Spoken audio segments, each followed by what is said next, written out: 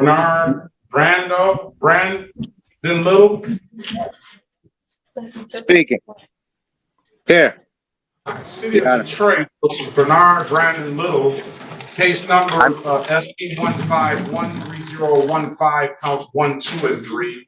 SP 1513091, SP 1556287, counts 1 and counts 2.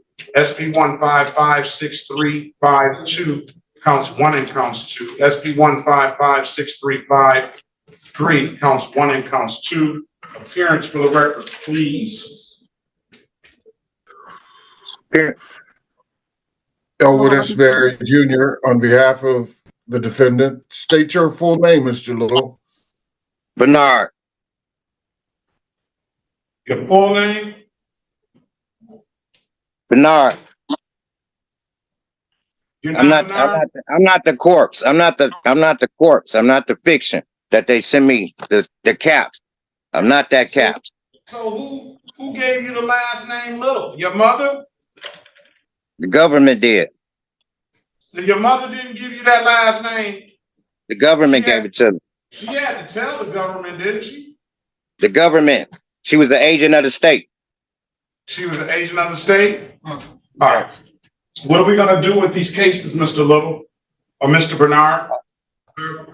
I would like to know which jurisdiction I'm being tried under so I can adequately defend myself, Your Honor. Every time this question comes up, it feels like deja vu. The court is not hiding in some mystery dimension. This obsession with jurisdiction is a distraction, not a defense. They act like only two options exist, when reality has many. Every state already settled this argument long ago. Constitutions and Supreme Courts laid the groundwork clearly. District courts are not guessing. They are established. This information is public and easy to find, yet they ignore it and chase internet myths. They believe research means YouTube comments. The judge is not here to debate theory. The judge is here to apply existing rules. That is why the answer feels repetitive, because the question itself is recycled. Read the rules and the confusion disappears. Read the court rules. I'm not here to give you a law school instruction.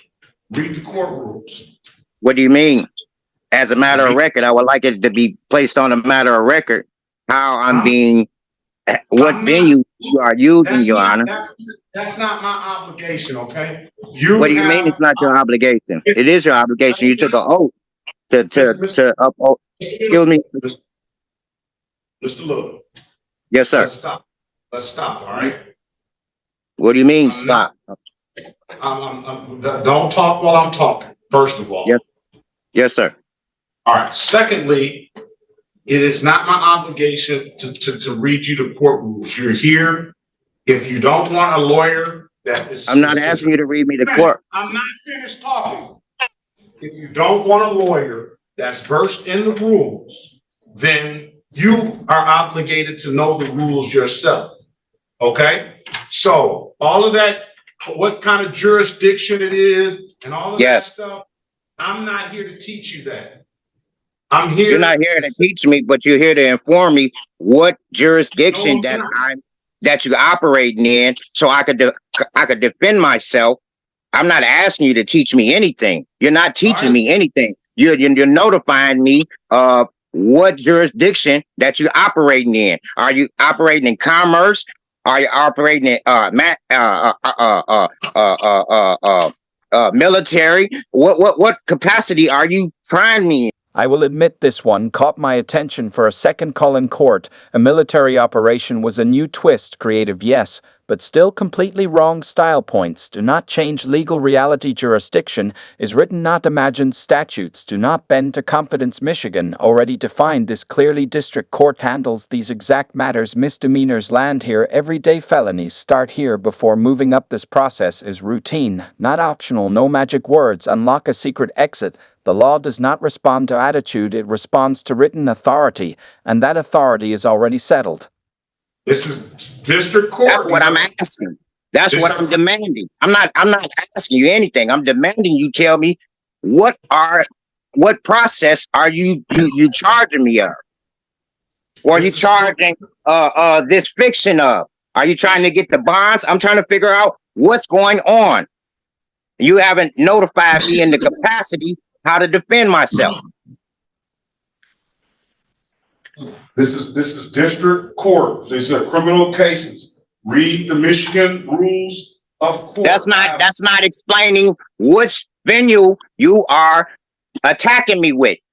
That's not what court. The court 36th district is not a venue. It's a place. It's an establishment. It explains everything. It's not explaining nothing. I'm asking you to explain which jurisdiction are you heading me in? That's a simple question.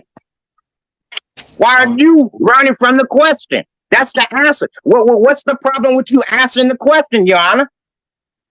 You're going to be the third person that I give 30 days for contempt of court to if you do not. Why would you do that? Why would you do that, Your Honor? This moment turns from confusion into consequence. Talking over a judge is never a smart move. Courts run on order, not volume. Warnings are given before penalties arrive. Ignore them, and the outcome escalates. This is not a debate stage. This is not a podcast. Respect is the entry fee. Silence is sometimes the smartest response. Every interruption takes the hold deeper. Judges have limits like anyone else. Push past them and enforcement follows. 30 days is not symbolism. It is real time behind real bars, and it starts with refusing to listen. Wait a minute. There's going to be some proper decorum in here, right? You're not going to sit here and you're not going to over-talk me.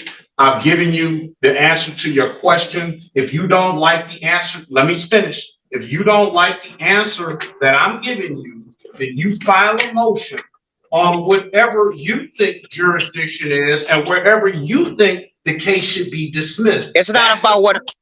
Now you about to go there, all right? One more time, you interrupted me, and we're going to go there. I said, that gives you your opportunity to speak to the court through a motion. So whatever you say, whatever kind of path you want to take with these cases, I'm going to give you the opportunity to do that. But you have to put it in writing now, okay? So I can read it, the city can respond to it, and then I can make a ruling off of who I think is in accordance with the law. All right, Mr. Little? You still, Your Honor, I'm trying to address this matter properly. Okay. And I'm telling you how to address it properly. But you still haven't told me what venue you addressing me in. Even in serious moments, humor sneaks in, but jokes do not stop proceedings. Courtrooms are not comedy clubs. Sarcasm does not weaken authority, it actually strengthens it. Because control never slips, the judge stays centered, the room stays grounded, the point stays clear. This case is moving forward. Appearance jokes fade instantly. Charges do not. Reality stays seated at the bench while distractions get ignored and business continues as scheduled. I just told you, you didn't like my answer. So, with that being said, we're not going to go back over this again. You're going to either set the matter for a pretrial date. I'll give you an opportunity to write motions, and you can put whatever you feel that the law is, at the state of the law as you know it, or the state of the law as it is, or with the court rules and the statutory laws and everything. You can put that in there. And then I will let Ms. Snyder or somebody from the city law department respond. And then I will make a ruling on how I feel who's on the right side of the law or not. Okay? Your Honor, am I on record? You are on record. I would like to make a matter of record that Your Honor hasn't answered my question properly. Okay. I'm not satisfied with Your Honor's answers to my questions. I also feel as though I've been threatened. I feel like I'm under duress right now or coercion. I like that to be a matter of record. And I'll let you do what you got to do, Your Honor. Okay. So we have a jury trial date already set for 4 of the cases. We'll add these other cases to that jury trial date on May the 7th. May the 7th. And these motions, let's give you a motion date before May the 7th. Why don't you give me the motions by April the 26th, your motion will be due. So that's a time where you, that's April the 26th, 4/26/2024, motions due, and the response to those motions, if you write them, will be on Friday, May the 3rd. The city will respond if they choose to respond, and then we'll set a final pretrial date, on May the 6th. So your next court date will be a day before the jury trial date on May the 6th, and then I'll make a ruling on the motions on that day. I'll have read your motion. If the city responds, I'll read their response, and then I'll make a ruling on the motion, and we'll see if May 7th that we need that order that jury. All right. You have any further questions, sir? Here is where the truth lands hard. Freedom is not a casual topic when stakes are high. Strategy matters. Representing yourself sounds brave until consequences show up. Law is not intuitive. It is technical and unforgiving. Mistakes cost time, not pride. An attorney translates chaos into clarity. They know when to speak and when not to. Emotion clouds judgment. Experience clears it. This moment highlights that difference. Confidence without guidance is dangerous, and the clock never pauses. So you put whatever you need to put in that motion, however you feel the state of the law is. I would like to be able to read what you're talking about, because I don't really understand your position right now. All right. We don't understand each other's position, Your Honor. That's what we're trying to come. That's what we're trying to come together with. And that's the purpose of the motion. That's the purpose of putting all of that. Yes, sir. Information you have in the motion, so I can read it and review it. I might not still understand it. We probably are not going to understand each other's position. Oh, you will, Your Honor. You will, because it's your language. It's your language. I'll read it. All right. Yes, sir. All right. And just moving forward, let's not argue about the situation. Let's have a conversation about the situation so we can have a little bit better decorum next time. All right, Mr. Lewis? It's never argument, Your Honor. It may be just agreement. You know, because see, I'm passionate about it because my life on the line. Right. Not only my life, my trust. So, you know, there's a lot going on that, you know, ones ain't aware of that I'm aware of, as far as them bonds and things of that nature. So, you know, I'm fighting for a lot. This is where the curtain finally closes. The lesson has already been delivered. Preparation always beats performance. Views come from insight, not volume. Support fuels consistency, and consistency builds trust. Every case teaches something new. If you are willing to learn, the system rewards understanding, not resistance. Appreciation goes to those who watch closely, engage thoughtfully, and think critically. More breakdowns are coming. Until next time, stay aware.